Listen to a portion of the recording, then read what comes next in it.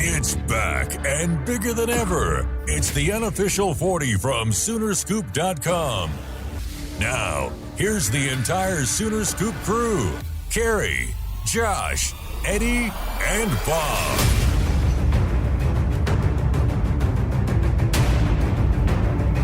All right, we are back. It is the unofficial 40 right here on Soonerscoop.com, where the entire crew has joined us. I'm sorry, I'm trying to do a couple things. I know you boys, if you didn't hear that, Eddie and Josh, or Eddie and Bob, just know that I was thinking of you, realizing that you probably couldn't hear the intro, and I was trying to fix it, and I never did, so there you go. I can never hear the intro. It's fine. It happens every time like that, and I'm just like, should I say something, or should I just go with this?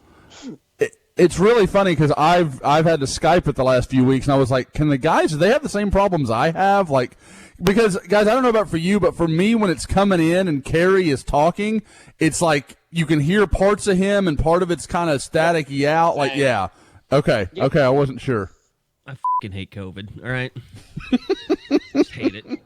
I came out against COVID a long time ago. I think everybody needs to remember that. Okay, this is an anti-COVID podcast for sure. That was not me, by the way. It wasn't someone. If that was my phone, just know they would have been on the pod. I think that should be the rule for you guys too, though, is you have to answer. Like you don't want them on. Who was it? Huh? Who was it? I have no idea. It was just a spam or spam. something. Oh, that would be even better. Although I think it's illegal to do that. We do have a major controversy going on at Scoop headquarters right now. One, Eddie Radosevich has been hacked by Agent of Chaos, Schofield. My friends are fascinated by this. I just got a text earlier. What the hell? Are you guys hearing me? Yeah. Yes. Okay. Josh, I just now got a GIF from Josh that said "wakey wakey." Yeah, no, I sent that like before Eddie sent the message earlier about whether you were ready or not, and for some reason it just now went through. So, yeah. So that's another part of the problem is that we lost our war room because I had to get rid of it. I had to scramble before someone got sensitive information or just decided to publish the contents of our war room where we say things that are a little... That was honestly my number one, like, oh my God, that's like, and not because it's like bad or anything. It's just, you don't want private conversation. Yeah, I mean, you don't want straight talk making it out there. We say things that only, we don't really mean, but, Sure. There's locker room talk in there. Yeah, there's a lot of locker room talk. It's 2021, guys. Dick pics are okay. Don't sweat it. It's fine. Yeah, the It's been Scoof, super weird, the staff dick pic comparison wars are out of control. What group are you in, Doc? I think that's just a private one between me and him. Yeah. So, I will say this, Eddie. Not that I'm shocked by it, because I know that this is how they operate, but it is amazing how you just can't get a hold of Twitter. Like, there's no, like, you can fill out whatever form you're allowed to fill out, but that's it. That's all you can do. And as many times as I feel like people have, reported the account hacked or whatever, I just felt like there was nothing going on. And now I will say, like, the initial information that I filled out, it said that it's going to take a couple days. And I guess I believed it, but at the same time thought, well, maybe they'll throw me a bone because I have, a decent amount of followers and they're going to want to get it figured out. And, luckily we've had some people with the Rivals national social team be able to step in and kind of get a hold of some people in the Twitter offices. And at least I went to bed on Tuesday night with the peace of mind knowing that they know about it and they're working on it. I just don't know when it's going to get fixed or if it's going to get fixed. And that will really piss me off. Have you given any consideration of what the new username would be if that had to happen? Well, I mean, I would hope that I could still go. I'd maybe just drop the underscore and just go Eddie Ratto. Okay. I don't know. And it's really, it sounds pathetic when I say it out loud, but it wouldn't be about like having to start back over from scratch. I just like kind of proud of what I built on social media, or at least Twitter, and I'd just be sad to see it go. I probably would have to cry a little bit. Sure. And I realize that's pathetic. So You'd have to repost all those videos. I know, and like half of them I don't even have anymore. So it's it'd be a very sad day, but hopefully, I don't know. I guess I'm being. Yesterday I kind of accepted defeat and like started moving on. I was really angry about it, but I truly like don't know how I could have. Well, I know that there's some steps that I should have prevented myself from being hacked, but 2-factor authentication, yeah. Yeah, live and learn. It's just such a weird existence to be this person. Like that I stole someone's account, and so now I'm tweeting about things that no one gives a f*** about that follows this account. Like, what kind of existence is that? I imagine he's like the guy, and I can't put my finger on what movie it is, but like sitting in front of one of those like dark rooms with like 70 monitors in front of him and basically just controlling the internet. So you think he's just he's doing this to people all over the world? Yes. And he's like, oh, I've got 1 million people now that are listening to every word that I say, and I'm going to change the world. The word we got back from Twitter yesterday was basically like they used the word team of like our ops team is working on it, and it made me think like, well, shit, like, can I go down in my parking garage, or am I going to be blasted in the back of the head? That's what you think of when you hear the word ops team? Well, no, it just made it sound like it's a rather serious investigation. It probably just means that they need someone to lock the account, and they haven't. It's just a long list of accounts they need to lock. Sure. And reset. I hope so. I hope to get it back by some point, like within the next few days. Like I said, yesterday was really bad. I think I was depressed. I think I was actually depressed about it. I mean, you've built something to be proud of. I'll say that. I mean, you have a ton of followers. You just shot right past Josh and I in the last couple of years. It's humiliating. It is a little humiliating and dehumanizing. Like a follower drive at Louis Lakeside or something during the summer, if that's the case. I mean, if it really did mean anything, we'd probably pay you less. But, you know, you don't really make any money out of having more followers than Josh and I. You just get to flex. You on just us when feel you better. like it. Yeah, it just makes you feel better. I mean, literally, the only thing that gets me out of bed in the morning sometimes. I don't know. Maybe this. I mean, you've done what you always do, which is you have milked this puppy for all it's worth. Maybe now is the time to just go ahead and start another account. On Parler? No, on Twitter. So, has anyone bothered to do the Google Translate of what is in Eddie's bio now, or his former bio, I guess? Well, yeah, I put it into Google, and that's how I realized that this guy has all these other accounts. Maybe I can't make you smile, but I can make you smile. That's deep. I want to think about that. That's so foreign. That's so foreigner talk. The weird thing is in the like header, which is kind of like, and this kind of creeped me out, but it's like something about pasta, like stacking pasta or something. It's just weird because it's like the big bread, big dairy stuff. I don't know. I feel like it's almost a troll, but it's not. When they tweeted the snow, I was like, wait a second. I know. And I think a lot of people thought that it was like a bit. I wish it was. It would have been a genius bit, but it's not. Are you kind of sad that you didn't think of it? I mean, honestly, yeah. Yeah, I got you. It would have been a great troll to kick off right after the start of the new year. Like, that's hey, my absolutely true. Let's build up the Scoop HD account. Unfortunately, I'm not that smart. I'm at least finding out people to block today because I went and signed up. They put together the Oklahoma vaccine page today. And this isn't being political. It's just I signed up to see where I was stacked up on the vaccine list. Mm-hmm. And I'm phase 4 or whatever it is. And so now I'm getting all these assholes that are like, make sure you wear a hazmat suit. Blocked, fucker. All right?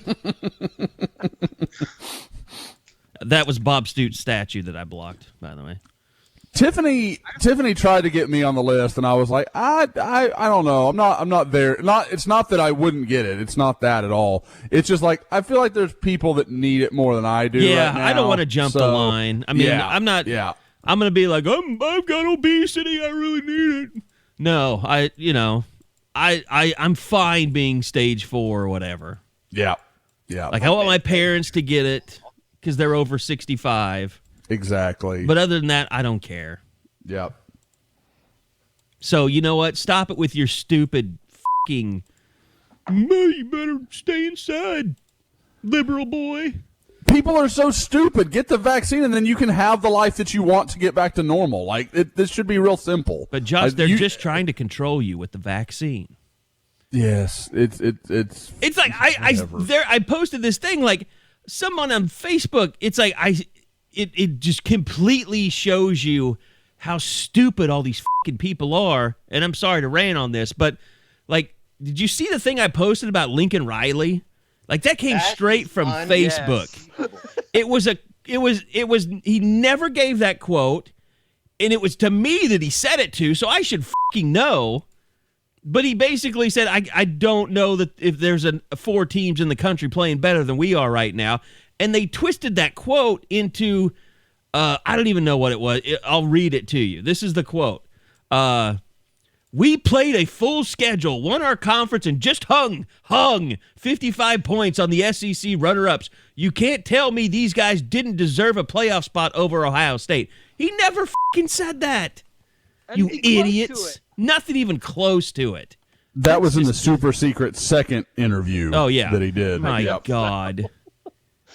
You fucking people. Just. Like, that doesn't even sound like Lincoln Riley. Like, he's so cautious never say, of not we saying just like hung that. 55 points exactly. on someone. That's ridiculous. And if you tweeted that or Facebooked it or re-Facebooked it or posted it, you're a moron. And I think we should be able to put you in a cell somewhere. We should be able to lock you up somewhere. It's just amazing that shit like that is out there, and people will not even think twice because it looks like the thing that they put out. It looks very real. It looks like a very well produced graphic. Some people were sending me things saying there's a picture of like Abraham Lincoln, and there's a quote on it that says, "If people see a picture along with words, they'll believe anything." It's true. And it was a quote from Abraham Lincoln. That's amazing. Allegedly. So, yeah. Well, I mean, are we sure he didn't say that? I mean, he might have. Yeah, I'm sure. Did they even have printing presses? Yeah, I think they did. Anyway, moving on to things that people, are willing to believe anything. The transfer portal. That's what we're paying attention to. We're paying attention to the NFL entries. If you kept up on, it's been kind of weird. Bob kind of pointed this out. It's like we're doing all this legwork, and there's not really a whole lot to show for it. So, sorry. I mean, but it's just like there's so much stuff to chase down, and all we're chasing down is whether or not people are coming or going. And until they say, until they release something, that's how all this works now. That's the world that we live in now. We found out that Ronnie Perkins has been interviewing agents, so it looks like he's on the way. Rhamondre Stevenson appears to be kind of working his way into playing in the Senior Bowl, and some things that people have seen from his mom indicate maybe he's looking at going too. So, and guys, this is, you hear that stuff and you think, okay, well, Tre Norwood left early. All-time shocker. I mean, that was a shocking one. Adrian Ely left early. Like, It's almost ridiculous to think that Ronnie Perkins and Rhamondre Stevenson wouldn't go early too. And Nick Benito, his sources have told us, and Bob, I believe, Nick Benito, he's not completely shut the door on maybe declaring. Right. I mean, he seemed pretty confident on social media, like Thursday, the day after the Cotton Bowl win. I'm coming back, Isaiah Thomas. Like, they were all talking about coming back and building something special. Makes me think draft grade came in. Maybe it's put him right on the fence of what he's thinking. Made him have second thoughts. Yeah, I still think he's coming back, but I think it gave him pause. And it's almost like how we talk about official visits, that euphoria, that moment. You got to come off that high. You have to come off the high of hanging 55 points and holding Florida to 20, and then reassess things. I think that's the process he's going through now. Well, and I think Eddie and I, you pointed out the other day that he'd asked something about, who does edits or whatever, or who does video edits or something. And Eddie and I kind of both took that as, okay, he's probably coming back, because it was the same day Marquise Hayes put up an edit of all of his, big plays. And you just don't usually see people announce and then put up college highlights. Yeah, it's more of a high school commitment video is the whole thing there. Yeah. Not usually. By the way, we don't know. Yeah. We've never seen a produced leaving for the NFL video. Yeah. We don't know what the hit rate is on that, because, as we've talked about many times, we always get worried when someone does a commitment video, because usually that person sucks. Well, Trevor Lawrence just did one. He did. I'm leaving. His announcement was a video. Yes. Oh, that's true. Oh, God, no. I'm going to win. I am going to win. Justin Fields is going to end up being the better quarterback. I'm going to win now. But, I mean, you can't fault it. I mean, he's got a comma. He's got an ellipsis. I mean, I love everything he's done here. And then a video. I mean, he's my kind of guy. He was born to be my kind of guy. By the way, were you surprised that his parents looked so normal? I don't know if you guys watched the Heisman. I was expecting, his dad to be, half lion or something. And he was just a normal-looking dude. Like what, Eddie? Like hippies, almost? No, just because, they just didn't have any of his features, like his facial features, which are so dramatic. He's adopted? Yeah. Do you not know that? No. You're lying. Yeah. He's not adopted. I'm joking. Yeah. I could tell. See? I did not watch the Heisman ceremony last night. I didn't either. But I am very excited Devontae Smith won it. He deserved it, and B, it's awesome that someone other than a quarterback can win the damn thing. It's kind of one of those deals. It's the first time in a long time, not to take anything away from Kyler or Baker, but it's the first time where I think everyone could agree, even after the bowl games are played, that's the guy that should have won it. Yep. Going in, he should have won it. Coming out of the bowl games, he should have won it. That I know there's been without a been doubt a lot of talk about the 2017 offense in Norman, but the skill position players, and I think Max Olson tweeted it on Tuesday night, the guys that were in that locker room in Tuscaloosa in 2017 is just ridiculous. And I know that picture was circulating with Jerry Jeudy, Henry Ruggs, Devonta Smith, and Jalen Waddle. Just, it's almost like, they really do get everybody, don't they? Just the quarterback photo with Mac Jones, Tua, Hurts. Yeah, but you also, I think I looked at that too, and I thought, wow, that's impressive. And I thought, you can almost match that, though. If you go back to Sterling, Dede, Mark Andrews, Baker, Kyler. The 2017 offense, and it's not even including Kyler sitting over on the sidelines, but 10 of those 11 guys play a lot of snaps every Sunday. And the only guy that doesn't is Dimitri Flowers, which is insane when you realize, just how much Flowers played a role in that offense. He was arguably one of that offense's best players, but he just didn't have a role really in the NFL. So sure. But yeah, you add and that's not on the same team, but then you had Marquise Brown, you had CeeDee Lamb. I mean, it's just unbelievable how much talent Lincoln has put in the NFL, especially on the offensive side. Well, they were on that team. CeeDee was. Marquise was. They were part of the same class. Yeah. Mm-hmm. Yeah. Charleston Rambo was. But then you're starting to lose guys like Sterling and Dede because they're already gone. Sure. So, yeah.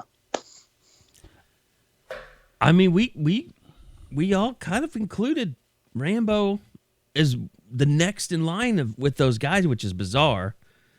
I mean, it's not bizarre. It's just, he is going to enter the transfer portal, or maybe he's in it today. I don't know. He is in it. Is he in it officially now? Yes. Yeah. And it's just one of those things. Like, I don't think anybody feels bad. It was obvious it didn't work out, but you cannot deny that this coaching staff gave him every opportunity to be the guy. He wasn't the guy. A lot of targets. He wasn't the guy. Yeah, a ton of targets. Some will try to deny it, but I agree that you can't reasonably say that he didn't get a chance to be the number one guy, and he didn't take it. I mean, Bob. I mean, and not to shine a light for Schofield on some of the things we talk about in our private group message, but competitive catches is a constant topic of conversation, and it was almost always about Charleston Rambo. I mean, there's no question the speed. He can catch, he can do things, but man, when it was in a tight space or there was good coverage, guys, I mean, what would you give him? A 1 in 10, 2 in 10 chance of coming down with the ball? Like, it was small. Yep. Did you guys think that I'm sure everybody saw the Lincoln Riley tweet after the Heisman ceremony congratulating him on sticking with it, and he mentioned in the age of the pool and all that kind of I mean, that was interesting. A little bit of a shot. I just think Lincoln is always caught in between that wanting to be outwardly, accepting to players and decisions that they make, while at the same time he's still got a little bit of that, West Texas old school guy in him. Yep. He's a new age coach. The Red Raiders having one senior quarterback after another. I mean, this is what he knows. Yeah, I mean, he knows it, but he also knows that a product of his success has been largely the transfer portal. Yeah, you don't want to start talking trash on what has given you so many gifts. So sure. Well, and that's something that we were talking about before the pod started. Bob, you were mentioning this, and Josh, you commented on it, but like every time someone sees someone go in the portal, their immediate reaction is, "Oh, OU's got to get in on him," and it's like there's so many people in the portal. OU's just not going to go after everybody. It's just not going to work that way. And there's some guys that you may think, "Oh, well, he was a 4-star coming out of high school." Right. He might not be any good. I mean, there's a reason most guys are in the portal because, I mean, it's kind of like Charleston Rambo. Our South Carolina site hit me up this morning, and they're like, "Hey, have you heard anything about where Rambo's looking to go?" And like Josh mentioned, other than SMU, we don't really know. But I was also kind of like, you might want to look at some of his film this year before you get too excited. Charleston Rambo was a Rivals 100 guy, not just a 4-star, but like and guys, that's why we've talked about this forever. Like, the fans and people on the board, when I started saying, "Hey guys, I think this is going to move more toward the portal than they're going to start adding a bunch of new recruits to their list," it's because of this very thing. They can go watch college tape of a kid. Good example is the Kenneth Walker kid at Wake Forest. Yep. Like, he's pretty good on tape. There's some evidence there. 13 touchdowns this year in the ACC. Like, there's a reason to believe he can help you, especially this year or the next year, much more so than a high school kid that you're taking a gamble on. You have more data to go off of. And so I think that's what you're going to see. But people sending these 4-star guys to me that had, 40 yards this season at Syracuse. Dude, if you can't crack the lineup at Syracuse, you're not doing anything at Oklahoma. Like, it's that simple. I don't care who you are. That's just not gonna be. You're facing such a different level of talent there's no way you're making an impact. So people have to gauge these things. It's not just about the recruiting ranking. Was he impactful? Or, if he's a freshman, okay, fine. Maybe you can make that argument. But in general, when you have a guy that's been on campus long enough to make an impact and he hasn't, OU's not looking for that guy. That's why a Trey Walker at San Jose State is actually gaining traction, or Kenneth Walker at Wake Forest. Doesn't matter if they were 2-star recruits. It's what happened when they got on campus. They're not playing at a 2-star level. It's for some of those guys that were top 100 kids that just didn't perform at that level. So why would you take that chance and thinking something's going to change now for some reason? Absolutely. And that's the funny part about this, because I keep getting guys being like, well, OU needs to go and make some good evaluations. They can make them on college players. Yeah, like they can not that hard. I mean, it's not some diamond in the rough you're looking. I mean, these guys have played against the competition that you're playing against. So it's a pretty cut and dry deal. Like, you can tell there's no evaluation that needs to be made that is beyond watching tape of what he's done in college. Do you guys think that they have I guess for a lack of better terms, like a waiver wire as far as we need to fill this spot, and this spot, and they're going to go down in almost order? Does that make sense? Like, would running back be number one? Would safety be number one? What would be their number one need right now in the portal? I think it's got to be running back, and they got to find an offensive tackle. Yeah, I think those two are the ones that stick out to me, because it's not so much that offensive tackle that someone's going to come in and start, but, man, you're just short on bodies, especially with Ely kind of surprising some people and leaving. That leaves a real question mark as far as what Oklahoma's going to do. Well, Josh, we'll go right into it. We talk about that, yet what's the one name that we've all sort of been hyped about? Eric Gilbert. Sometimes it's just, if there's someone out there that you just can't miss, it kind of goes that draft. You take the best player or the position of need, and it sounds like Gilbert is someone that the Sooners are really going to make a run at. Yeah, Eric Gilbert is so stupidly talented that there's just no way. I mean, I don't remember if you ever got to see him live. If I did, I don't remember. But I think I saw Rivals video where Eddie almost got bowled over by Devontae Smith in the end zone. I bet you don't remember that. No, I was actually planning on looking for videos today. I got a picture from Woody sent it to me, and I'm standing right behind Devontae Smith. I was going to look for that video today to try and find some of the highlights. Now, what I was going to say, though, is, to me, Eric Gilbert's about the closest thing I've seen to O.J. Howard as far as that sort of size, You're athleticism. saying I would have probably fallen in love with him if I had seen you would have had a big old man crush on Eric Gilbert. There's no doubt. He is this was, if I'm not mistaken, he was USA Today Player of the Year as a tight end last year. I mean, who does that? So he is a special, special guy. And, again, we'll have to see, because I've already heard a lot of talk about Tennessee, and let's be real. If he's leaving LSU to go to Tennessee, I think there's some reasons there that maybe OU's not going to get into that race. I think you wonder about what's happening there with Tennessee looking like they're yet again lost in the mire of another, crappy head coaching decision with Jeremy Pruitt. So we'll, hey, and Greg Schiano, nice year at Rutgers, but unrelated topic. But yeah, why you gotta do that? We'll have to see. Huh? Why you got to do that to Greg Schiano? No, good for Greg Schiano. I'm talking to the Clay Travis idiots that tried to paint Greg Schiano as the devil. You made it sound like it was a negative against Greg Schiano. I was like, no. If they had Greg Schiano, they'd be playing winning football right now.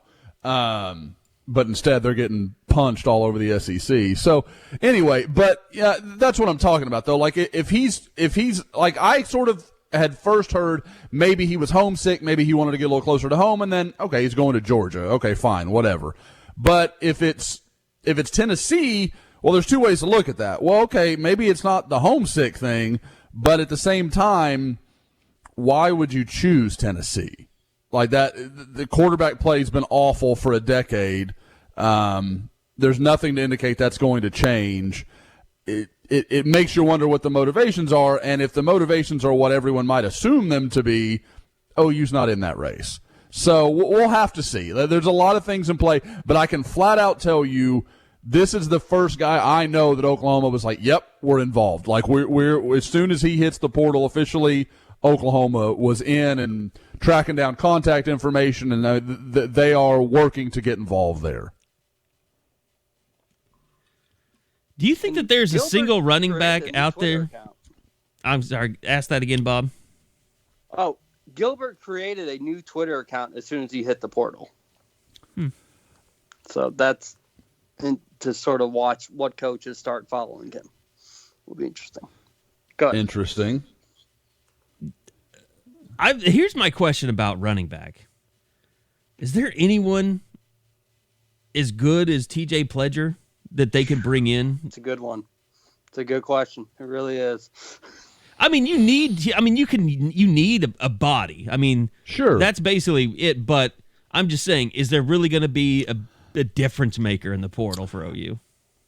Well, and that kind of leads to the other thing that I've talked to a lot of people, and they're really harping on right now is just because the guy doesn't come into the portal right now doesn't mean it won't happen at all. There's a lot of people that think you could see some movement after spring practice, or maybe as these kids go home and they start to be time to return to school for the spring semester or workouts or whenever it is their time to return to campus. And these kids, kind of like the Jaden Hazelwood stuff last week for Oklahoma, like, which of these kids decide, I'm not that motivated to get back to wherever? I know a popular one right now, the two that are really big in the SEC are Tank Bigsby at Auburn, which Oklahoma couldn't beat down his door fast enough, I'm sure, and Kendall Milton, who is a name that Oklahoma was very much involved with. And you wonder if maybe now with DeMarco Murray that could go right for Oklahoma. You know, there's reason to think maybe this time it would be different. But Kendall Milton didn't get a lot of snaps at Georgia this year, and there's not a lot of reason to believe it will change because they've got plenty returning. So we'll have to see what kind of happens there. But he's another guy that I've heard mentioned several times that at this point is part of Georgia's roster but may not be down the line. Josh, I want to throw one thing out there because I didn't even think about it until grad assistant Will Johnson started tweeting about it yesterday. What about junior college when their seasons start up in the spring? Could that change anything? Oh, sure. I mean, I think that's part of it too, guys, because they know with the junior college market being pushed back, you can wait. There's no rush to, like a guy that you don't know or that you're not sure of. Maybe the NCAA opens things back up, and when these guys start playing, you can go see them. And if not, at least you have new film to go on. So there's something to kind of base that off of, and you can work from. So I don't think there's any question that that's a possibility. I don't think that is the focal plan, but it's a really good fallback because JUCO running backs, there's some track record of success there. I mean, Oklahoma's obviously got one on campus right now, and I'm not saying you're going to go find Rhamondre Stevenson, but there are good junior college backs that can help you in a variety of ways. Maybe, you find a speed guy, or you find a between the tackles guy. You find somebody who can have a role for you. It's interesting, guys. I've been in some conversations this week with, I'll just say, some higher-ups at Oklahoma that had some questions for me about kind of the way things are trending with the transfer portal. I think some people are just trying to get information about how things are working at other schools around the country. And I think there's a little bit of surprise. It's kind of like everything is. I mean, they've been so busy with COVID and protocols and all that stuff this year. And you know how colleges are. They hire consultants for everything. They need people to kind of tell them how things work and how to do this, and they probably over-hire consultants, firms, and stuff like that. That's just the way universities work. But I've been really surprised that some people are so caught off guard by that programs like SMU and Texas State have made this model that they're building their programs now off of transfers. Because I think, it used to be, look at Bill Snyder, look at Kansas State. They built that program off of junior college kids and evaluated kids. And that's not the way people are doing it anymore. And I think, the junior college system, just overall, you've had some feeder schools. We've all seen Last Chance U. Those programs still exist, but just not in the same number that they once did. And I think there's a real concern by a lot of schools that tampering is going on. I think OU feels like, not the coaching staff this isn't coming from, but the administration's concerned about, are people contacting their players? Do they know that a kid is redshirting or that maybe he isn't playing very much, and are people contact? Because like you look on Twitter, I know Bob and I have both been scouring Twitter this week.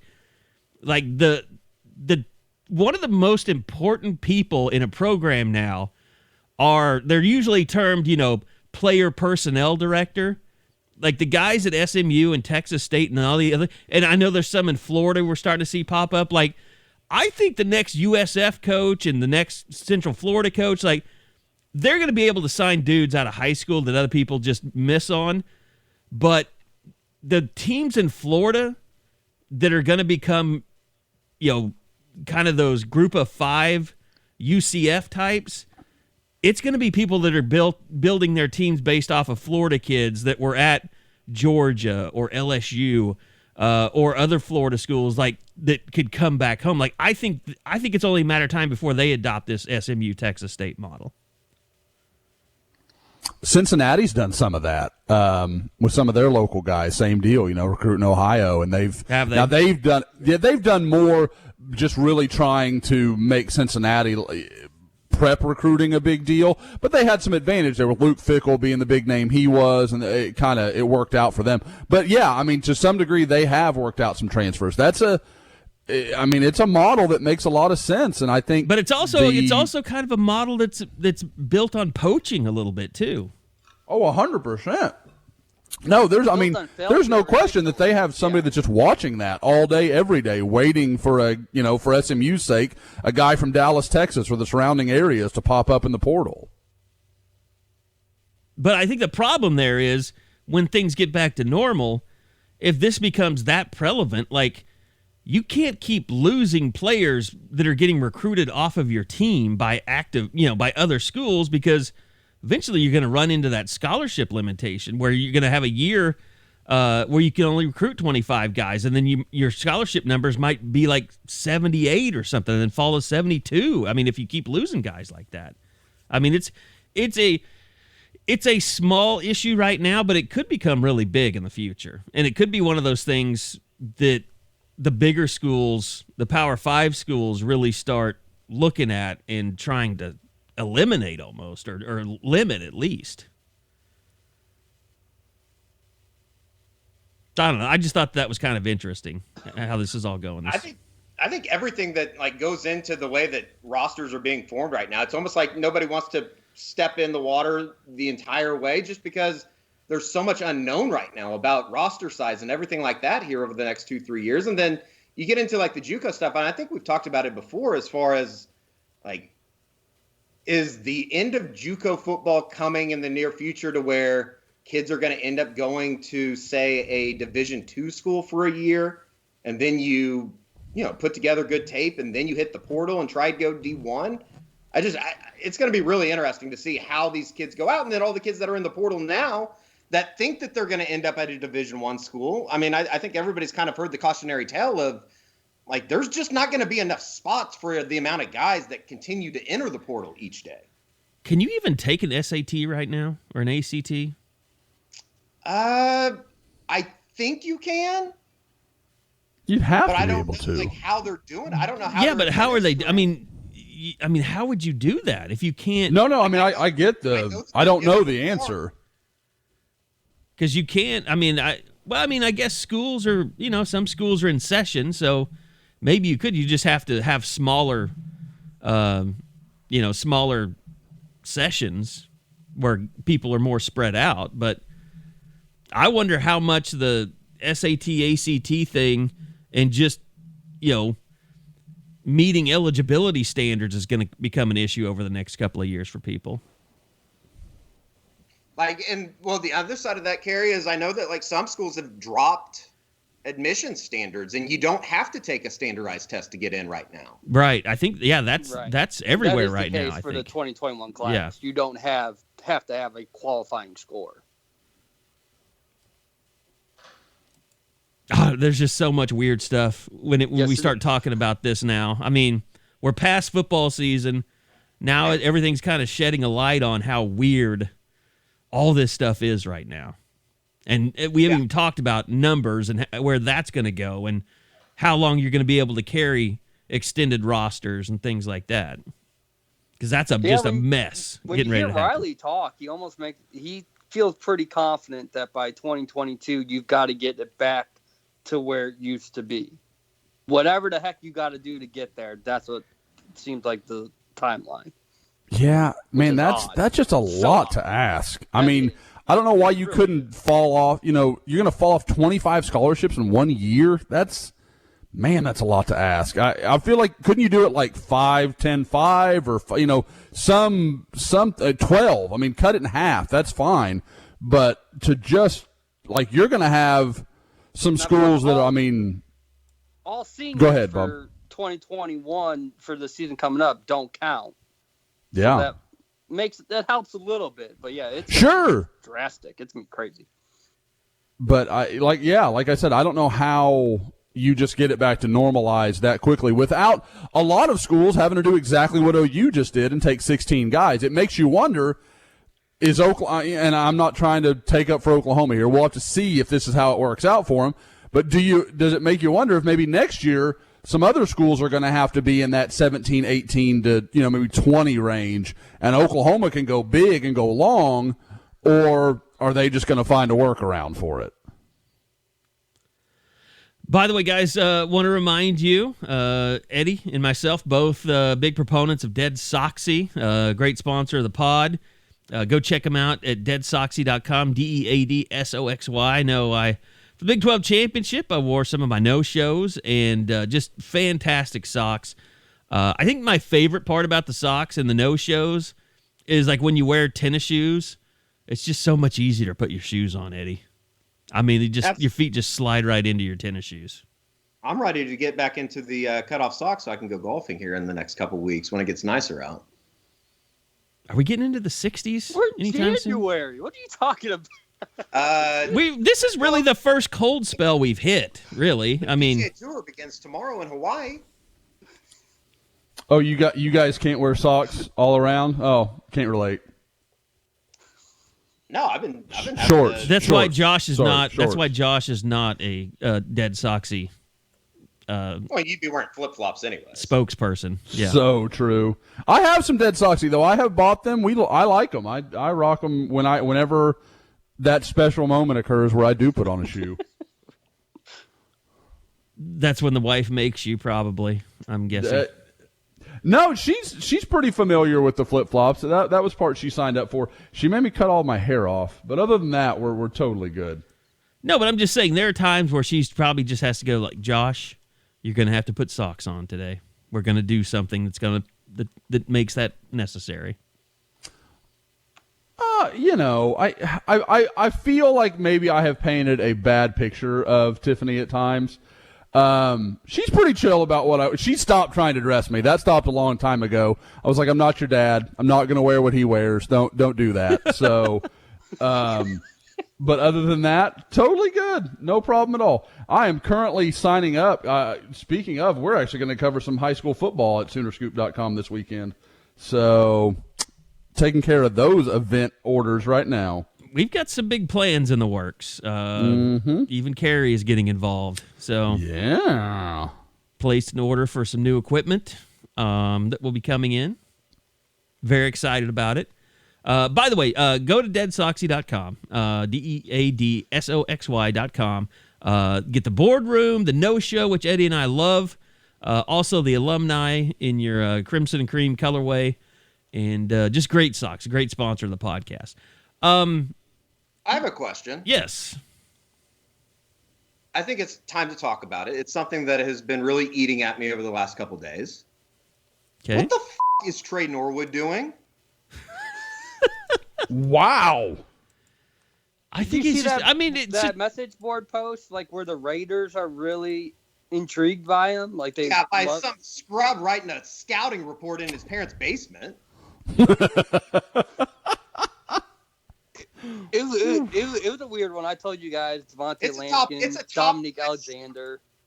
Yeah. I mean, I will say this. He's way more productive than all the surprise guys that have left early. I mean, like, to me, it would have been like Zach Sanchez leaving early. But guess what? Zach Sanchez came back for a senior year. I just didn't get it. Like, I could have named 8 guys last Friday that you would have said, if you would have said, give me 8 guys that could declare today. I would never have once thought Tre Norwood was I wouldn't either. He took his advice from Trey Brown. Go out on the high note. You got the pick 6 against Trask. All right, I'm done. He got his degree. I mean, he was healthy all year. I mean, there's some guys that just, we've said that so many times, Eddie. I mean, sometimes school just isn't for everybody. But, I mean, he finished school, so. Yeah. I don't know. It's one of those things like you hope you're wrong about, but at the same time, you're like, man, there's not a lot here that adds up to me. Let me ask this, though. If Justin Harrington is all that we think he is anybody going to care? Well, that's fair, and that's somebody that I saw for the first time, I guess, up close, quote unquote, last Wednesday at the game, and my God, I mean, I put up the GIF on the board, and I think I tweeted it to you guys, or messaged it to you guys. He is a massive. We're definitely man crushing. Eddie, you have a Twitter? I used to. Well, I mean, you don't want to lose your playmaker when you've just got a defense that has started to make plays. I mean, it's disappointing from a fan standpoint, but I mean, sometimes it's like I said also, and it's like people keep forgetting this. This year was unlike any other. And we don't know all the stuff that those guys, or how difficult it was for those guys day to day to just keep doing what they're doing. What we do know about Norwood is he was contact tracing for a month. Yes. It never happened. He got screwed over worse than any player this year because of COVID. COVID. Maybe that did have a role in things. And that's the thing that makes you wonder, guys, because it's not just about, this won't work. He doesn't have a lot of tape. I mean, he didn't play last year. He played, 6 games this year? Something like that? 7? Well, he had 5 interceptions in the last 6 games. Because he really got his big break when Turner Yell went down for Texas Tech because of COVID. Or else he would have just been that rotational guy that came in every series now and then. And then when Turner Yell and Rainbow were out for Tech, Norwood had the 2 picks, and boom, he made himself into, he's got to be in there the rest of the season. Yeah, it's just one of those things, man. I mean, it was surprising. You wish, in terms of Oklahoma he made them a better team. So, I mean, Justin Harrington's got a lot of ability and certainly looks the part, but you're losing the one ball hawking guy that you've had over the last 2 years. It just happened. Maybe it opens opportunities for other people. I mean, they definitely have started to build a little bit of depth. They're counting on 1 or 2 guys though. Especially you're losing 2 of your key secondary guys. But I can't remember the last time they had 2 youngsters in DJ Graham and Woody Washington that have shown to be turnover guys. Well, it's kind of like we talked about. I think Josh mentioned it before the Cotton Bowl. It's like you talk to some people around town, and they might have got a little bit better when Tre Brown opted out. And I don't mean that as a slight. I think that says a lot about what Woody Washington and DJ Graham are bringing.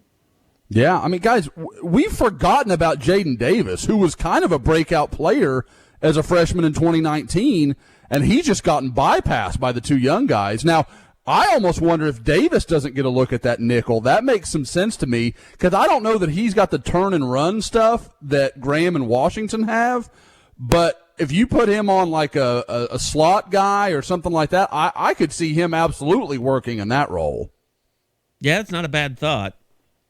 And I'm sure, everybody working at different positions this year. I mean, God, they just need a spring. I mean, they really just need a spring. Mm-hmm. That will help them so much, and that'll help Alex Grinch figure things out. I would say the best news, we've talked about the portal a lot. Like, just looking at the secondary, all the young talent that's there, you're not hearing rumors of these guys looking like Kendall Dennis or Bryson Washington. You're not hearing. Now, it's not. Maybe it happens, but I haven't heard anything like that. And it sounds like those are guys that are buying into, okay, next year you could really do something. Because, guys, DJ Graham didn't even really get a spring to go through. He didn't get a normal summer workout session. Like, those guys, are as raw as any freshman to end their freshman year as any guy you've ever seen. And now they get to go and have a more normalized year where everybody kind of knows the ins and outs of how they're going to operate in this world. And how good could Shane Witter be with the spring? I mean, is this my segment? Yes, it's your time to shine. Although, I will say, as much as he flashed in the bowl game, his PFF grade was not great. We don't talk about PFF when it isn't positive. PFF's best grade for, I think, any OU player all year was Marcus Major in the Cotton Bowl. And Marcus Major looked great. Marcus Major, you can argue, what Florida's talent level was and how engaged they were. By the time Marcus Major hit the field, I think we can all agree they were not engaged in that game anymore. No. But I said it before, they made Najee Harris look like Barry Sanders, too. And we talked about it in the stuff leading up. Who is very similar to Najee Harris in a lot of ways? Rhamondre Stevenson. Rhamondre Stevenson he didn't even have a catch, though. I mean, Rhamondre Stevenson, no joke, he could have had 300 yards rushing in that game if they decided that they wanted to do that. Oh, yeah. He could have had the whole 435. Yeah. I mean, Seth McGowan averaged 71 yards per carry, so... Yeah, I heard the post game, guys, and I guess we could talk a little bit about the game. Bob certainly hasn't gotten to the breakdown of him breaking out into space and being like, "Shit, somebody's gonna. Where are they coming from? Like they're gonna catch me." Like you could tell, there was no knew it. weaving. He was like, I'm not going all the way. There was home. no crossing the grain of the field to kind of cut down the angle. It was just. Oh shit! Oh shit! Oh shit! Oh shit! Oh shit! Like that was what you felt watching him run. Yep, he was, and it was almost like an offensive lineman mentality of I've got the ball. I'm gonna try and get a touchdown. What am I doing in all this space? Where are all the bodies? No, dude, you're fast. Just run. Yep, Don't worry about it. He does and maybe it's because I'm coming fresh off the holiday season.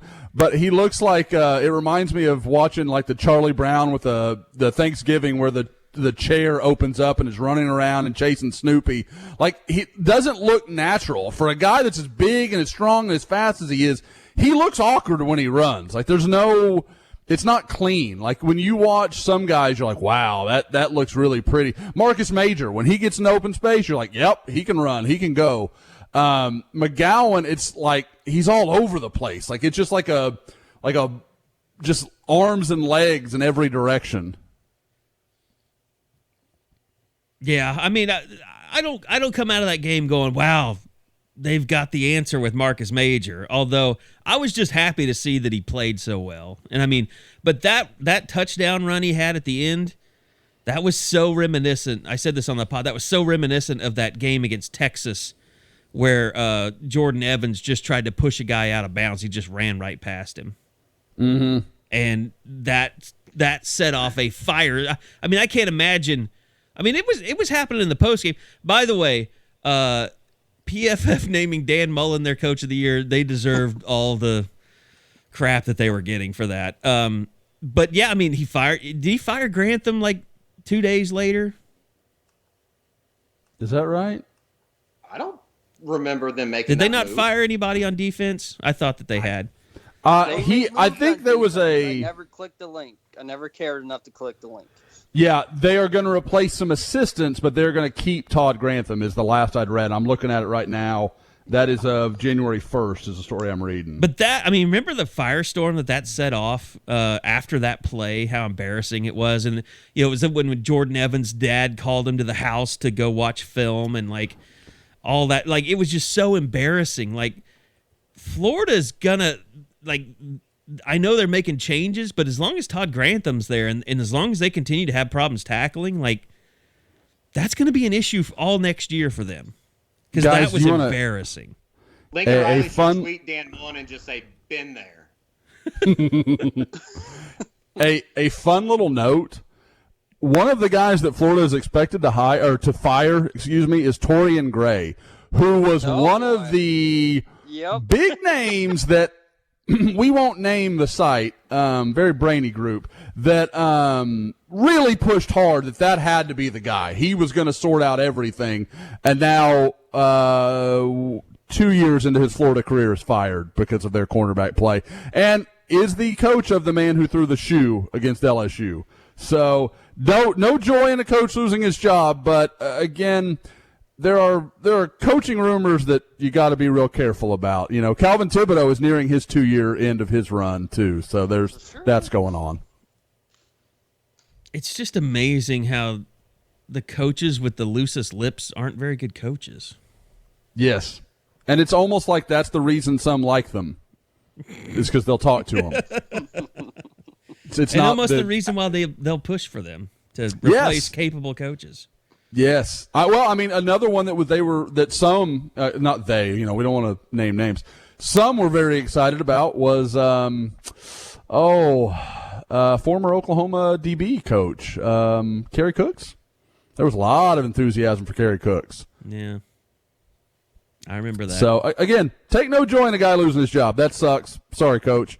Best of luck. But just something for the folks to, file away there. Something to chew on. Yep, something to think about.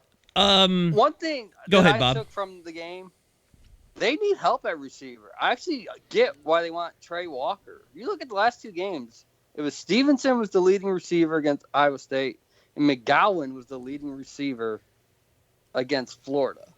You've got all these names, but for whatever reason, everything's not clicking. It's not all connecting. So I get why you want to bring in another name. You figure what returning Hazelwood, you got Bridges, you got Mims. Running back shouldn't be your leading receivers in games of that magnitude. But that's the way it worked out the last 2 games. Yeah, I think, we'll get Stogner back and that'll be big, but Braden Willis was that group playing together. That really hasn't played together because of the weirdness with Hazelwood. Obviously, the Bridges situation. You thought Weiss was going to start coming on a little bit more than maybe he was. And then you throw Mims in. You can live with those 4. And then with the group that's coming in next, who out of Cody Jackson, Farouk, or Mario Williams, I would have to think one of those 3 guys, with the way that they give freshmen opportunities, is going to have a nice season. I'm just glad that we seem to be past the Jaden Hazelwood controversy. He's working out no U gear today. Yeah, you could tell. Somebody said, you know what, you might want to put on some OU gear while you're out there. Your teammates might like to see that. Your coaches might like to see that. It's just that's another one of those things. Like you're talking about Lincoln Riley in his tweet about sticking through it and stuff like that. That's got to be another one of those things where he's just like, I can't believe I have to deal with this shit. He did a tremendous job, though, Friday in that Zoom call. Yeah, he did. I told you he would. That's as close as you can to just shutting the door completely. Just like, this is what's going on. But that's what he does. Fine. It doesn't mean that, those coaches aren't cussing up and down behind closed doors. But that's Lincoln. He's not all PR, but he handles that stuff really well. He never lets you see him sweat. He's just that Josh, dude. I thought you brought up a great point that Hazelwood didn't tweet anything at all during the entire game. Didn't like the tweet. That was bizarre. Didn't tweet at all. And then Riley comes in Friday afternoon and it's like, okay, I feel a heck of a lot better than I did 48 hours ago. But you can't tell me that somebody didn't say, dude, just wear some OU gear, all right? Yeah. Because he has been draped head to toe in that stuff since. Yeah. It was just, the whole thing was weird, just how it went down. It's like, oh, shit, this kid never came back. And why wouldn't you want to be with your teammates. I don't know. It just the when whole thing. When it was told from the beginning that he was such a good teammate the entire time, that he was engaged and all that. And we haven't mentioned, I don't think we mentioned on a pod yet that Kennedy Brooks will be back. We talked about the running backs, but it was interesting that Lincoln confirmed that he's been working out in the facility. And that Jalen Redmond was practicing with the team.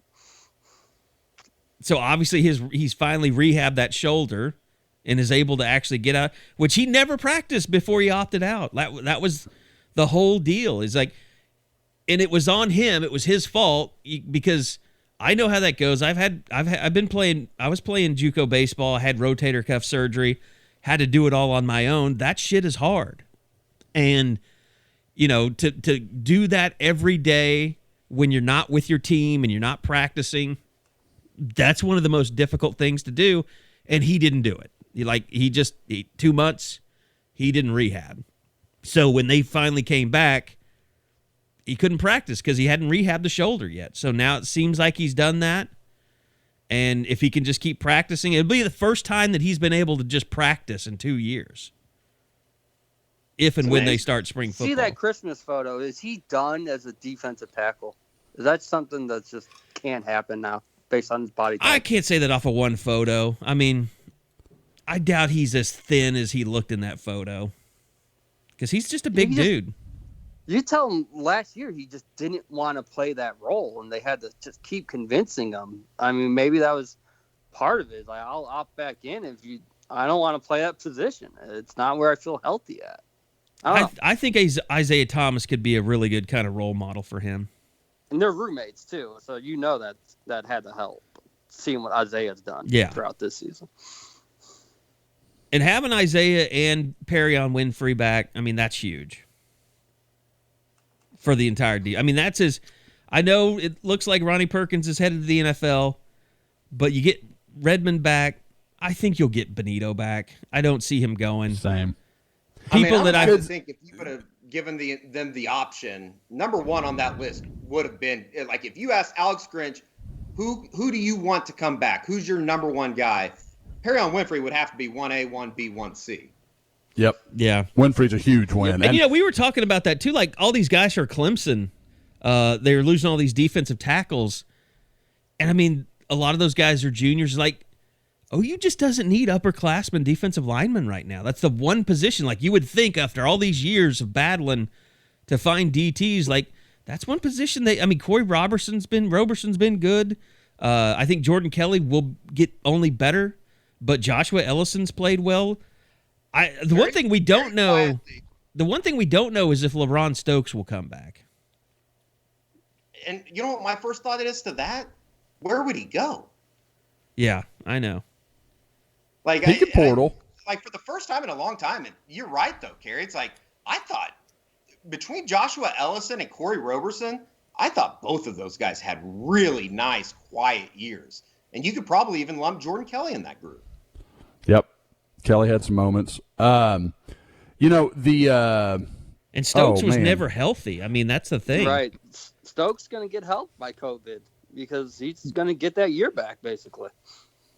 Guys, for me, do you read much into what Benito is going to do against John Michael Terry entering in the portal? Like that, like if Benito was leaving or had given any indication of such, there's no way John Michael Terry leaves, right? That doesn't make any sense.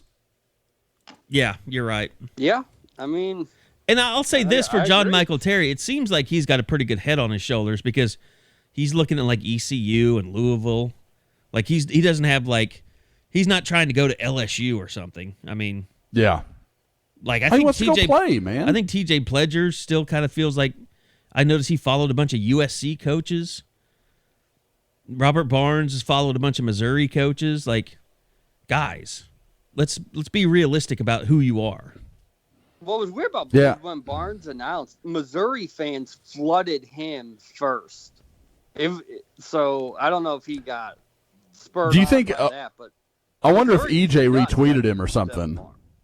Maybe. I don't know. Just as soon as Barnes went in, Missouri fans were in my mentions like crazy. Yeah, but it goes back to the stars in front of his name coming out of high school. Does. Yep. He had an Alabama offer. Look, I think he could be a good player. He just I thought it in high school, Josh, you know this. Like when we saw him out at Grand Prairie, I thought he's too big to be a safety. He's going to have to be a linebacker. And maybe that was partly knowing his dad, and watching him his dad play. Injuries. And all those injuries have just taken the That's toll. the thing. Prior to the injury, maybe I don't think he ever looked the same moving around ever again. He wasn't himself. Josh Jacobs. Just stinks for Why'd him. you have to do that to him, Josh Jacobs? Oh. Well, I mean, Josh Jacobs is known to be a little reckless, so. He did that. I mean, I know you're talking about the DUI, but he did that to a guy in the NFL this year, too. Yep. Oh, I can't remember who it was. Yeah. I mean, the argument that people tried to make there, like for the first couple years, like, oh, Abdul Adams. Nope. Stop making that point. That's a loser. Don't do that. Abdul Adams, another guy that Jay Boulware ran off. And Abdul Adams, another guy, like I mentioned, that has gone. Has he done anything at Syracuse? Did he finish up there? Yeah, he was playing a lot for him. Okay, I think he was halfway productive. It was Syracuse. I mean, he was always a good dude to deal with. I mean, I don't remember hearing his name ever again. I am almost intrigued enough to see what his stats were. I am pulling it up as we speak. Okay. I'm intrigued enough for you, Bob. I got you. So, I mean, look, there's a lot of stuff that's yet to play out. We're going to see. I mean, OU hasn't taken, I would tell people this, OU hasn't taken a lot of flyers in recruiting. I mean, I know that was I didn't want to bring up Tristan Leigh, but, I think we have to talk about it. But, We have to. I mean, OU hasn't. I got to get my whiskey. Right. OU has not, they haven't gone after a lot of Plan B guys in recruiting, so I don't know that they're just going to take flyers on guys in the transfer portal just to do it. Right. And, I mean, Lincoln said it at signing day, and then he said it last Friday. He's been adamant. We're just not going to take guys to take guys. There's got to be a reason. They've got to fit what we want, what we need, and and I think that's kind of thrown the board off a little bit just because of all these names coming in the last 2-3 days. And, I know social media doesn't tell you everything, but when you see the lack of interaction between the coaches or the support staff with these people that are entering the portal, it's like maybe just tap the brakes a little. It's not going to happen overnight. It's going to be a bit longer of a process than maybe you would like. People are storming the Capitol right now. Are you serious? What's happening? Are you going political? Damn it. It's unbelievable. I'm watching it right now. People are trying to storm the Capitol right now. I'd actually rather like to talk about Tristan Leigh. Yes, seconded. First. Come on, Josh. I got you. 95 carries in 12 career games. He finished in 2019 for 355 yards. Career long of 20 with the Orangemen, or I guess the Orange now. Career average per carry of 3.7, so not great. Still has the 99-yard run. Can't take it. He'll always have Waco. He and David Koresh. Oh, wow, Josh, you just went Eddie on us right now. you did. I was trying to think of anybody else that thinks of Waco as like their crowning moment. What's their names do? Joanna, Chip and Joanna. Yeah, Anna and The Gaines family. I'm sure Eddie will be getting the new Discovery Plus so you can watch her cooking shows. Is your wife going to make you get that, Bob? It is advertised like crazy. I don't think that's on our top list. We watch a lot of those stations, but I don't think we need more of those stations. Yeah, you get enough as it is. Like, yep. I can watch Diners, Drive-Ins, and Dive whenever I want. I don't need to pay for it. Magnolia Market was the original Branch Davidian compound. No, it wasn't. There's Eddie. There you go. I've heard that before. I don't say that, but people do. Okay, Tristan Leigh. All right. Is this Never the seen most anything like it. egregious offense in the history of recruiting that you've ever come across, Josh? No, it's not that. I mean, it's it's not good. It's a bad look for everybody involved. I mean, and guys, at first I was like, okay, this is an Oklahoma thing. They're pissed. They thought it was going to be them. Kind of everybody thought it was going to be them, and they're mad. Guys, I'm telling you, his brother, I really hope Clemson will recruit him, because I can tell you Ohio State and Oklahoma, from people I've talked to, will not be involved in that recruitment. They are not happy with the way that played out. They want nothing to do with the family now.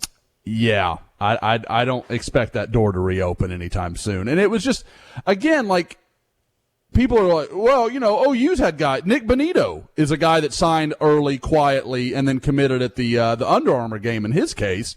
But Except Louisville burned him. Yeah, Louisville put it out there. Yeah, but I mean, the primary difference is Nick Bonito wasn't continuing to sell the story and talking to all the. I mean, even on Twitter, you sort of get it, like, because he's trying to make a national announcement, he's trying to do his whole thing. So, like, on Twitter, hey, you know what? Yep. Fans are like, I get it. Coaches who you have personal relationships with and have invested time, money, and effort into you, I don't know how you look at them and just lie to their faces. Like, it's not even. This is one of those things where the NCAA could easily step in and make this a moot point, to where when someone signs, you just have to know, like, you're going to sign, but it's going to be made public. Like, we're going to have to share with other teams around the country who has signed an NLI. Like, it just has to be that way. So this does not happen again, because you had several schools that were screwed because they did not know that he signed a letter of intent. Yeah, is this a violation? I mean, a very minor one, but is it a violation? Exactly. No. OU, Ohio State, LSU, Miami, Florida, they committed violations. And I'm not trying to bag on anybody. It's not their fault. There's no way they could have known they did. Like, it's an absurd thing if they would even attempt to penalize them for it, any of them. But I mean, that's the situation. And like I said, I'm not even mad at the kid. This is something he is permitted to do. He didn't break any rules. He didn't do anything wrong. I mean, like I said, it's not the way I would want to handle it, but, you know, I get it. Like, that's okay. He can do that. The NCAA just allowing it to not just to be this, you know, like, why isn't, when a kid signs and he becomes documented and Clemson can tweet out his picture whenever they want to, you know, we know what we're talking about. When it's official, the school has all their T's crossed and everything's dotted, and they can send out their stuff to, you know, their let's face it, propaganda of, hey, we signed this guy and we're so excited about him and welcome to the team, and they run their little highlight videos or whatever.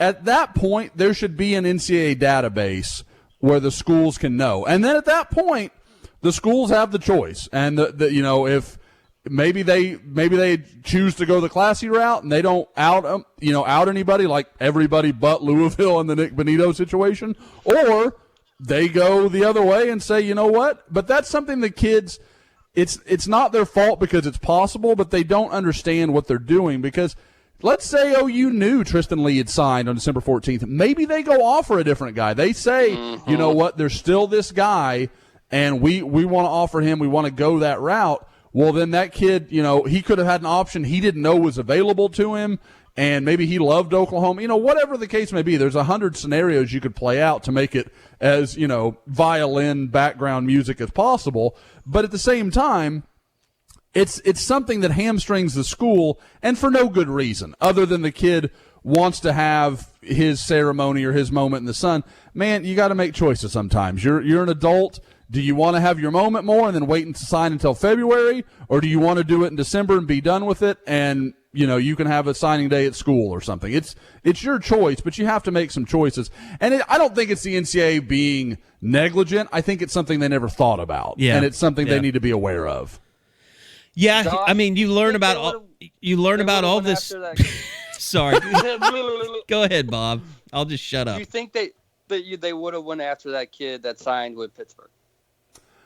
There's a possibility. Now, I think he signed pretty early, so I don't know. Like, Now, maybe if they, if Tristan had told him a day or two before, hey, yeah, I think it's going to be Clemson, or they had started to get that vibe, whatever it may be, then maybe they go in that direction. But, I mean, there's still guys like Josh Simmons out there from Los Angeles that, I know a lot of people said, oh, you've got to go get him. He's got to convince himself he's an offensive lineman and not a defensive tackle if OU is going to be involved with him. So it may be another, kind of like Michael Thompson a couple years ago where OU just can't sell him on the idea of, being something, other than a defensive lineman. And at that point, OU doesn't need him on the defensive line. They need help on the offensive line, which, guys, when's the last time we've said that sentence where OU needs some bodies on the offensive line, but the defensive line looks great. I mean, it's just crazy how those tables have turned so quickly. But, like I said, this is a deal where I think, and I know we were talking earlier about Lincoln Riley saying we're not just going to take bodies to take bodies. They almost have to take one or two offensive linemen. They almost have to, just for – not for game reps, but just to get through practices and do the things that they want to do. They need some guys there that can play a role and, be, whether they're a backup or not, we need guys to get reps and give our guys a rest from time to time. Same deal at running back. They just need another body. And especially if Rhamondre Stevenson goes pro, they may have to get two. So they're going to have to make some choices here. But again, like we've been saying all along, that's the point of doing the portal is you're signing off on a guy for a year or two rather than 4 or 5. If you're wrong and he doesn't really help, well, he was in practice and he helped us, and now he's on. We can got to try to refill that scholarship. As it is, Caleb Williams could be departing by the time the player you took out of high school, who didn't do anything in college, is ready to go on to something else, and you can refill that scholarship. So it's just less risk for you. Well, and I mean, as far as the offensive line stuff goes, look, Eric Swinson's coming back. Losing, you're not going to right now unless you get someone in, or Anton Harrison, continues to progress, or these other guys maybe step up. I think you just move Swinson to right tackle, and then you put Anton Harrison at left tackle heading into next year. I'm not throwing the towel on Stacey Wilkins. I should, but I'm not. I'm not doing it yet. You got to have a towel before you throw it. I mean, at the very least, it's a positive that he's coming back because when he decided to opt out, I think that, like, if you would have had a gun to my head, I probably would have said he'd be in the portal, or maybe one of the first guys to be in the portal. Yep. Yeah, it's good that he's coming back, but at the same time, there's no track record there that makes you say, okay, the kid has figured it out. Yeah, and that's true. The thing about him, though, is he has so many just God-given talents that he's almost a step above somebody that maybe you would look at as taking a chance against. It's just Kenny. I'm not saying he's Tremonde Moore, but sure, he's kind of in that same category for me right now. Well, he's done nothing to. It's kind of the Schrodinger's cat or whatever, if you will. Sorry if you don't watch Big Bang Theory.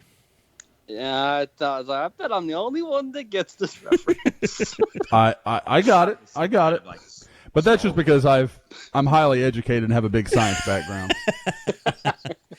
No, we just all really like watching Penny, I think is what that comes down to. Outside of that, Bob, you want to hit on some hoops, or was there some other football stuff you guys wanted to get in before we get out of here? I think I'm good on the football stuff. Now, are the Sooners headed for their first beatdown of the season? Man, it feels like it. It does. That Baylor machine just looks unstoppable. And if Brady Manick and Austin Reeves can't put it together, it's going to get ugly. Well, I mean, you feel better about the West Virginia win since they came back and beat Oklahoma State. Of course, they did that. They were down 19, and then OSU, Cade Cunningham has to stop fouling out of games or getting in really bad foul trouble. I thought it was a good call on the fifth foul. That was a charge. Yeah. But TCU got smacked by Kansas. I watched some of that game. Was that last night? 6-game winning streak. So that makes OU fans feel a little better about that win in Fort Worth. I mean, yeah, you got smacked by Kansas, but they were 9-2 coming into that game. So it feels like those first couple of conference wins might actually mean something. So it's not a bad start. Gibson might need 14 3-pointers against Baylor. Yep. And he'll be willing to shoot them. I've never, even when they weren't falling, he wasn't scared to take like the 25-foot three in rhythm. And now that they're going in, you definitely just give them the green light. Just someone that's adjusted so well to anything that Lon has asked him to do. How much of a jump has Kerr Quath made this year? Is it Quath? I don't think he's made any. I really don't. And that's why Victor Iwakor started the last couple games. And it's sort of, I think it's Lon's way of saying, Kerr, come on, you have got to step it up. You can't be good for 10, 15 minutes. We need you to be good for 25 to 30. And I don't know if he has it in him. The spurt he played on Saturday was very effective. But that's the Kerr Quest from like last year or two years ago. He's got to be more consistent for a longer period of time. So it's Baylor and then Kansas? Is that what we're staring at here? Yes, it is at Baylor, at Kansas. Thank you very much. All you need to sprinkle in is at Texas to really make it feel nice. Oh, man. Well, I mean, it's been a good ride, and regardless of what happens during the stretch, OU's still looking like a tournament team, even though the tournament stuff just continues. It's not weird, but it's just I mean, everybody being in Indiana, and some of it in Indianapolis. Cool. Now, I don't know how they're going to gauge things. Almost what we saw with football, but with so many programs pausing, some teams probably only played 3 or 4 games at this point, and some have played 11 or 12. I don't know how they're going to... How the committee's going to handle it. Yeah. Yep. Well, for the mid-majors, I would imagine it's going to be very important to win your conference tournament, as it always is, but maybe even more so this year. By the way, can I say this? I don't give a fuck if they have to postpone the championship game. I don't care. Same. If I'm Ohio State, I do fake COVID because I want to see Justin Fields. Yeah, I said that right. He and Broyles get me screwed up all the time. I want to see him at his best. I don't want to see Jalen Waddle at his best too. Then were you guys surprised by the outcomes of either semifinal game? I don't know. Obviously not surprised about the Alabama game, but I was just I guess a little bit surprised just how out and overmatched Clemson looked. Yeah, the ACC was overrated this year. They got a Clemson bump because that's the stupid same committee that values. Like, I love how coaches always say every year is a new year. The College Football Playoff Committee doesn't look at it that way. They give you credit for previous years. And ACC went 0-6. The ACC they were down. And Clemson wasn't as good, especially on defense this year. I mean, and right. It never, maybe it should have revealed itself when they lost to Notre Dame. But, yeah, I mean, if you're going to remove anybody, it's disappointing that the ACC got 2 teams in when their league, in the end, and it's hindsight, so it's not really fair, but in the end, they never should have gotten 2 teams in the Final Four. And I'm not saying OU should have been in, but I don't think A&M should have been either. So I guess I really have nothing to bitch about. And that's what's weird. The last 2 years, there's been 3 elite teams, and you just have to have a 4th.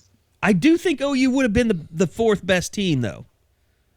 At the time, I just want to see the committee, and I said this, I want to see him get back to where winning a championship on the field matters. So that should be your determining factor over everything, and it's not, and it hasn't been for a while. That's the only thing that bothers me. Do you guys think Alabama wins it pretty easily then? I don't. Yeah, I think they're going to beat the shit out of them. Okay, I don't. I think Waddle is bringing Waddle back. Kind of throws a kink in things. I know he's good, but I mean, Mac Jones and Devontae Smith have been really good. Justin Fields was awesome though Friday. Oh, night. He was. That deep ball was beautiful. And he's Have you heard what he really going through, or have they been hush-hush about that? Ribs on that play, Bob. Media day is today, so maybe something. I know I got a transcript email right when we started. I haven't looked at it, but I'm sure they'll keep it tight. But media day is usually a day when something something slips out a little bit. At least we didn't get the Friday night text message that your reservations for the national championship game. Yeah, I mean, I loved watching the evening game. I wish the first game would have been a little bit more competitive, but I got to say, I enjoyed being at home, being able to watch both games and not watching it in a press box, half watching it in a press box, getting ready for a game, or being in a post game while another was going on. In Cincinnati, too.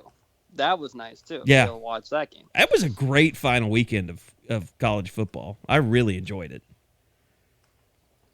I actually enjoyed the A&M game. I mean, up until they just kind of blew it out at the end. Guys, we talked about the ACC being a little overrated. Was the Big 12 better than you thought it was? Absolutely. Like, looking back on it now? I don't think there's any other thing you can say but yes. I mean, West Virginia, that's a good win over Army. Good all year. The thing that's weird about the Big 12 is Oklahoma State is so much better than they showed this year. Because Spencer Sanders was psychotic. I tweeted it early in that game with Miami. I was like, he is the guy I will always be wrong about. The second I choose to believe in him, he goes to shit. And the second I'm like, he's shit, he plays like just an absolute dude. And you're like, I don't know which one of you is real. It just doesn't make sense that he can do that one game with Dylan Stoner and the next with Brennan Presley, and he can't do shit with Tylan Wallace. Okay, let me get my one quick PSA out here.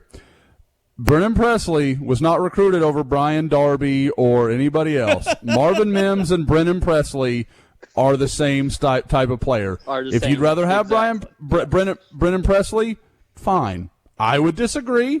I think the stats tell you something there too. But, I mean, don't get me wrong, Brennan Presley's a really, really good player and is going to be a real problem in the Big 12. But people trying to make these arguments that don't exist and largely doing it so that they can argue about Oklahoma recruiting in state and just making stupid points, that's fine, but it's just not correct.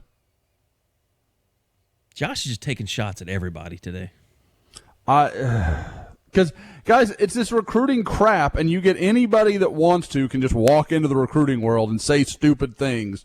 And they're like, well, yeah, Josh, what do you think about that? I think it's stupid. I think it's a really stupid point.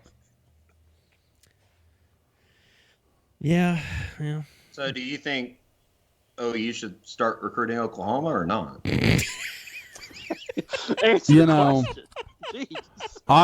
I'm very I think they maybe should just, cut the whole state out of it. Just don't even bother in your own state borders because they've never recruited the state. Oklahoma, you are disqualified from playing football at Oklahoma. Maybe they can, the entire university consider just not taking students from the state. I mean, let's just do it right here if we're going to do it, and Oklahoma can continue to just ruin the state of Oklahoma. How many guys? To get a call from David Boren. I mean, Josh Jacobs. Give me another good example of an in-state guy that was clearly a better option than what Oklahoma took in the state of Oklahoma. You can't do it. There's a couple. But acting like it's some massive method of screw-ups is just stupid. Josh Proctor and Dax Hill, they recruited the hell out of those guys. Like, they wanted both of them. Now, I guess recruited the hell out of them is a careful way to say they wanted them and they recruited them. I'm not sure the effort was where it should have been. I'll give that point. But the problems there are no longer in Norman. So I don't know what you're faulting there. Cam Curl is a good example. I can get there with you on that. Same deal. Not the same staff. It's not. You can't hold people responsible for things that they weren't part of. It's just fun to point out, guys like Charlie Kohler. Yeah, Charlie Kohler's a great player. Let's see, what class would he have been in? Who did he come in? Well, with? I think we figured out he's the Calcaterra. Calcaterra's class. That's what everybody figured out on the board the other day. Yep. Because that was the Yes. argument, yeah. 2017. And I guarantee you, Matt Campbell would have taken Grant Calcaterra over Charlie Kolar. Like, it's not. 100 It's great times that Charlie over 100, Kolar's yeah. become. Yeah, Charlie Kolar's become a great player, and obviously Calc would have been there too if not for injury. But you can't rewrite history. It's just silly. Like, you can't know what's gonna like a guy's gonna hit a weight program and he's gonna explode. I mean, Why can't there's just they no see way that, to figure Josh? those things. They did the same thing with George Kittle. They're Well, terrible I at do evaluating wonder- future tight ends. Now, the next time there is even a remotely good tight end from Norman, recruit his ass. Just recruit him. I don't want to hear about it. Just take him. But we'll have to see what kind of comes of that. But like I said, there are examples, but most of them are easily explainable. I think Josh Jacobs was a huge miss. I said it at the time. This isn't revisionist history from me. Like, this is, I thought they should have put more effort into him, and they didn't. And We need to get like Tyler Tettleton to do PSAs for us or something. Like, OU was right in not taking Bo Blankenship and me. Like, that was the correct thing for them to do. He's gonna bag on himself. Well, he's a really smart guy. I mean, he knows how this works. I mean, I think he would tell you that. Like, he would tell you exactly what Josh is telling you. Well, because he's now been out in the world. He knows what he was and what he wasn't when he was at Norman North. He was a really good quarterback. Yeah, I mean, yes. No, I'm not bagging on him at all. He did a great job picking Ohio, and so did Bo Blankenship, and they both had nice careers there. And he would tell you that George Kittle was not OU good coming out of high school. He was a wide receiver. He wasn't George Kittle that he is with the 49ers. He wasn't the Pro Bowl George Kittle. Nobody saw that coming. Guys, a perfect example is currently on Oklahoma's staff, Brian Odom. I guarantee you Brian Odom would tell you he would not recruit himself if he was recruiting running backs right now. And Brian Odom is one of the great running backs in Oklahoma high school football history. Yeah. Owns all sorts of records. And, was there at the end of Ada's real heyday. And he would tell you he would not recruit himself. Like, I guarantee it, because it's not just about being a good high school football player. It's not what it is. There's so much more. Like, how do you project? It's just like what you're talking about with Charlie Kolar. Charlie Kolar was worth taking a risk on because he was big and long and he could run. Iowa State didn't want him to be the player he was in high school. They wanted to see what they could turn him into.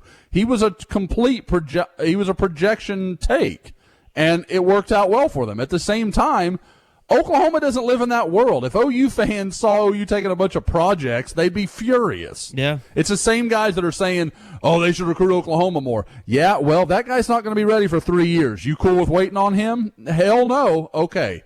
You can't have it both ways. You think Charlie leaves? Did he announce anything? That feels like him and Brock Purdy sit down and he's like, Brock, you going? Okay, I'm going to stay if you're going to stay. Because he's got his quarterback. So, he could have another huge year with Brock Purdy. And I think they return a bunch of offensive linemen.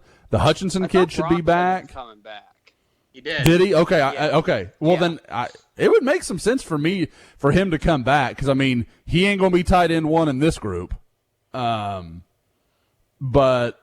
maybe next year he could be. You never know. Eddie, who is it on the board that is putting together the Dallas Cowboys and Norman right now? I think that is from somewhere else that it's being talked about. Oh, God. Jason Witten's coming in as the new coach? I think he has to retire from the NFL first. Yes, he does. Well, and we all saw from his time on ESPN, he relates very well and can present information in colorful ways. So, no. Mm-mm. I just think that Lincoln is going to – let's talk about this last thing before we get out of here. Lincoln has hinted so many times, Bob and Eddie, that he's looking to do something different than just hire a tight ends coach. I don't know what he's like. Basically, he's saying I'm going to go out there and get somebody that is a difference maker as a coach and fit him in our staff somehow. Yeah, I'm going to go get the best coach available to join the staff of coaches, and then we'll figure out who's going to coach tight ends, is almost the feeling that you get. Right. And maybe that's Cale Gundy, and he just switches Cale Gundy, and maybe he moves the H-backs back to DeMarco Murray. I mean, maybe it just, to me, he's hinted at it twice now. So I don't think I'm not expecting him to make a tight end H-back coach hire at this point. Special teams is interesting, though, because that's still lingering out there. Yeah. Too. And I do think, though, that, like, at the same time, I think, like, all the guys that were mentioned a month ago when Beamer took the job, you can't necessarily just take them off the list. And maybe that's because of the connections back to the program. Yeah. But, I think everybody's kind of on the same level right now. It's going to be really kind of fun to see which way they go with it. And the conspiracy theory of doing the Malcolm Kelly rap when you might think about hiring him. If they want to bring him back and he does that before every game, I say you pay him double of what you expected to pay somebody. That would be interesting. I haven't talked to Malcolm in a while. I haven't talked to him since he joined the TCU staff. How surprised were you guys about the Texas thing? I mean, that shit's wild to me. I did not think that was going to happen like that. It's not as good a hire as when they hired Tom Herman. It's not as big a splash. Tom Herman was he was the hottest name. Yep. Hottest name in coaching when he took over the Texas job. LSU off, yeah. I mean, played him like a fiddle. I mean, it definitely had the feeling of the big money boosters or whatever went out. They tried to woo Urban. He said no. And they came back to Austin and were like, well, shit, we have to do something. Yeah, I think once Del Conte announced that he would be back for their head coach, the boosters was like, no, we're not.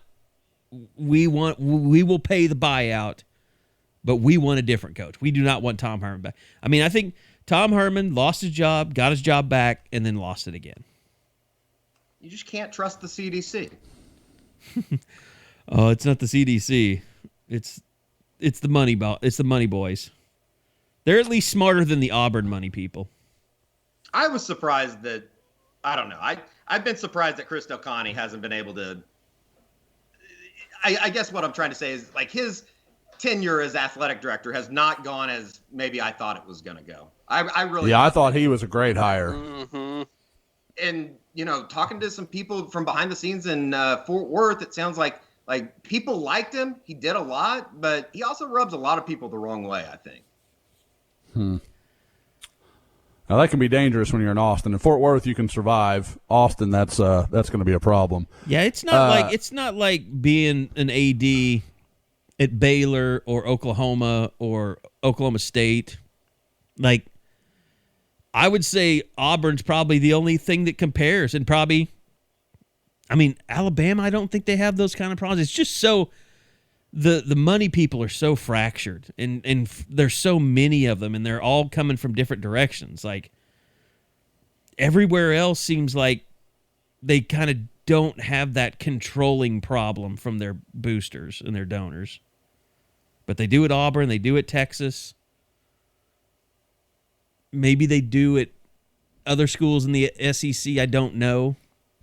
They're psychotic. There's just no other way to say it. There are people in Austin and that are part of the University of Texas, alumni base that they're insane. They have mental issues. I think it's just people in Texas with money are just, I think they're just so much more arrogant than most people, and they're just bullies. I mean, that's the impression you've always gotten. There is. You have to take some bullying courses to move into this neighborhood I'm in at the moment, so that is it's part of it. You learn to talk down to people, just say rude things. It's just. But I mean, like that's part of the homeowners package when you buy in. It's a class, it's a whole thing. So yeah, I would stop, Josh. People are going to remember this when the next meltdown happens. Your neighborhood is going to become... Next time you try to blow up your house. Oh, God. Yeah, I think even people were criticizing you for almost killing yourself. That meltdown was so bad. Wish he would have lit a cigarette with that Should have gas finished explosion. the job. Damn it, Josh. That gas pipe's working better than you are. I think that was the actual comment, yeah. I think it could have been. Did you get your Wallabot in? Yeah, I did. I got it yesterday. Haven't had a chance to mess with it yet because I've been working. But no, we've about got the whole the hole is patched. Like we've got drywall up, but I've got to go now and mud it and tape it and do all that stuff. So you didn't hire it. that out. I admire that. No, I guys, I like fixing stuff. Like I like doing stuff. Now, I don't love it as much when I screw it up and cause myself great problems and great expense. But no, I like to fix that. Guys, you guys joke about it all the time. I do my own yard work. Like I like doing, because I don't know if it's because we sit. I mean, like our jobs are just sitting down, like talking on the phone or being on the computer. Getting up and moving, I like that. It makes me. No, it's necessary. I don't know. It's a brain relief for me sometimes. No, I'll be honest. I have 2 stud finders already, but I ordered another one after your incident that finds pipes and wires and stuff. So. Yeah, so I should tell you guys, the guy that fixed it came out really, like, we got lucky. It wasn't finally finished until like New Year's Eve at like noon. We finally had everything put back in. But the guy that came out and fixed the pipe, the plumber, he took the pipe out, set it on my workbench, and found the drill and the drill bit and put the drill bit into the hole on the pipe and left it sitting there. So I could see exactly where I had punctured the pipe. It was a dick move, but I respect it just the same. So, wow. He was a young guy. He thought that was pretty damn funny. I'll be perfectly honest. Now that you're alive and your house didn't explode, I'm gonna dick with you. Yeah, no, yeah. Nobody died. You're gonna pay me a whole bunch of money, and I still get to be an ass to you. So it was a strong move by him. Well, I'm glad it's behind you. And I'm glad we're done with the pod for today. So appreciate it, guys. And remember, deadsoxy.com. Go check them out. Great sponsor of the pod. And we'll be back again next week because more will happen. There'll be more transfer portal news. Hopefully decisions will all be made, and we'll know who is and who is not coming back. I believe the 18th is the deadline for NFL declarations. So hopefully all that stuff will be sorted. We'll have more to talk about next week, as well as some more hoops action to follow. And then Senior Bowl coming up, so I'll have some Sooners in that one, especially Adrian Ely. Be interesting to see how he does. So thanks to everybody for listening. Thanks to Josh and Eddie and Bob. And we'll see you guys back here. By the way, go report Eddie is hacked on Twitter. Do him a favor. Maybe that will help him get it solved sooner. It's Eddie_Ratto. On Twitter, at Eddie_Ratto. Please go and report that he has been hacked so maybe Twitter can get him taken care of and get him back on Twitter because Oklahoma's greatest influencer needs your help. And give us back our war room because Josh makes us green being an android. Oh, you android jerk. You're my only group text that's green. Yep. That almost makes it worth it. Eddie, I'm sorry. You may have to stay hacked. I may hack you after this. I wouldn't be surprised if it was you to begin with. All right. Thanks for listening, everybody. We'll see you back here next week on another edition of the Unofficial 40 Podcast from SoonerScoop.com.